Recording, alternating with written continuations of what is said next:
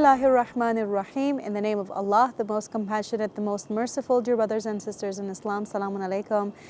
Welcome to the program, Ladies of Ashura. We have had quite a few episodes of our discussion in this regard. We talked first of all about the historical view towards women in the religion of Islam. We talked about the role of women in the first years of the coming and the introduction of the religion of Islam. We said that we have categorized the women of Ashura into three groups. The first one is the women who were preparing themselves and their kids for the battle that took place on the day of Ashura. The second group were the women who were present in the plain of Ashura. And the third group are the women who helped keep alive the happenings of the event of Ashura because of their lamentations and the different things that they did. So today we're going to continue talking about the women in the third category, and we want to talk about actually the star of the show. We want to talk about the most influential lady without whose role the religion of Islam would not be what it is today. Lady Zainab Salamullahi Alayha. Lady Zainab, and her beautiful name means Zainab, the embellishment of her father.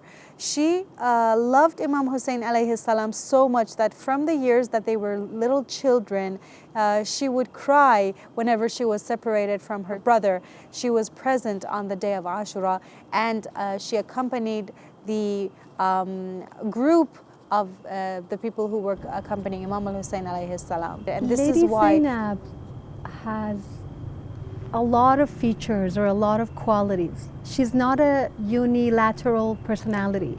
Just like the personality of her mom, Fatima Zahra Salamullah alayha, that at the time that she was a daughter for her father, she was the best daughter. She was Abiha. She was like a mother to her father. At the time that she was the spouse of Imam Ali alayhi salam, she was ni'm al-aun fi ta'atillah, the best companion in the worship of Allah subhanahu wa ta'ala. At the time that she was the mother of 4 children, and Salman or other people wanted to come, or she had other people coming, she said, no, you do the housework, I will attend to my children. So she was the kindest, wisest, most alert and awake mother for her children. With regards to her relationship with Allah subhanahu wa ta'ala, when she stood to pray, her light, her spiritual light would go to the sky, and she had a beautiful relationship with her Lord. So you see, a Muslim lady is not a one-dimensional personality, as unfortunately a lot of us are in our lives today. If we are busy studying, then we put all our energy, we say, I can't marry right now, I can't do any help in the house, I have to only study. If we have to work, we dedicate all our potentials to working. And then if we want to be a mom, we can't be anyone else, and then we just have to cancel our studying, our working, and then be mom. So usually I don't know what is the reason that we have such weak personalities. Of course, there are a lot of courageous, brave, spiritual ladies out there that we can learn from, but a lot of girls and women, Muslim girls and women right now, they have this problem that they are only one dimension in their lives.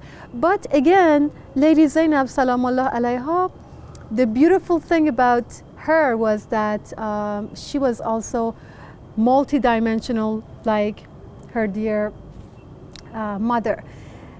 As you said, the affection, the emotional link between the two brothers, Hassanain, Imam Hassan and Imam Hussein, and this lady was to the extent that when I was reading somewhere that when Imam Hassan's wife fed him poison and he was throwing up blood, there was a tray in front of him and he was feeling very sick. And when Lady Zainab heard of the news, she rushed to the house of Imam al-Hassan, and Imam Hassan told people to take the bowl away because he didn't want her sister to, see the scene, to see this very touching, tragic scene.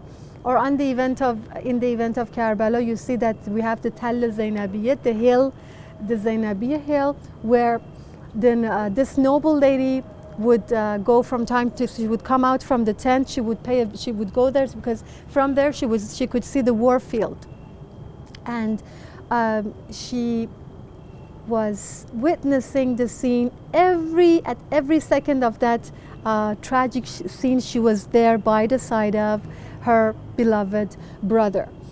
Something that I would like to mention, some of the attributes, what made Zainab Zainab? Mm-hmm. What special qualities did Zainab have that the result was this superb lady who was able to manage all these war-stricken, broken-hearted ladies on the event of on the day of Ashura, and with a sick Imam Ali ibn al-Hussein, and she single-handedly managed the whole situation, having witnessed the martyrdom of her own sons, the martyrdom of her all her families, of the Hashemis, you know, the sons of Imam al-Hussein, all her brothers, everyone.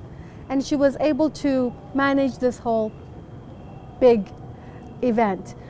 One of the features of Lady Zainab was modesty, her haya. Why do I say that? Because when after the demise of the noble prophet sallallahu alaihi wasallam, when she wanted to pay a visit to the grave of her grandfather, she chose the time of nightfall, where everywhere was dark, and the two brothers, her two brothers, Hassanain, Imam Hassan and Imam Hussein, supported her, escorted her, and in the darkness of the night, she would slowly proceed, and once they were near the tomb of the Holy Prophet, they would put off the torch. Imam Hassan would put off the torch that nobody would see the figure of their beloved sister.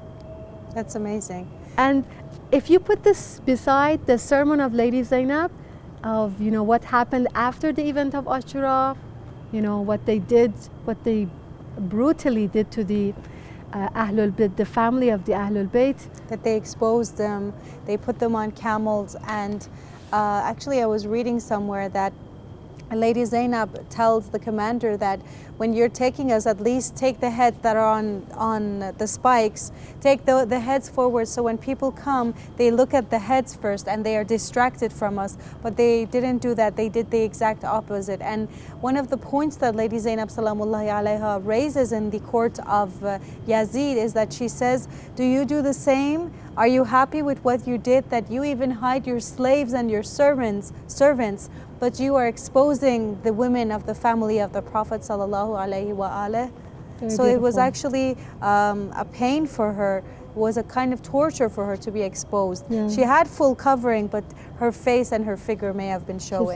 She says, in the court of Yazid, she says, is it justice that you keep your women and slave girls in seclusion, but have made the helpless daughters of the Holy Prophet ride on swift camels and given them in the hands of their enemies so that they may take them from one city to the next?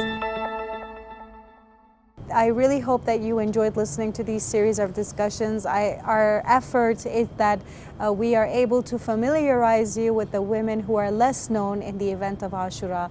Until another program, wassalamu alaikum wa rahmatullahi wa barakatuh.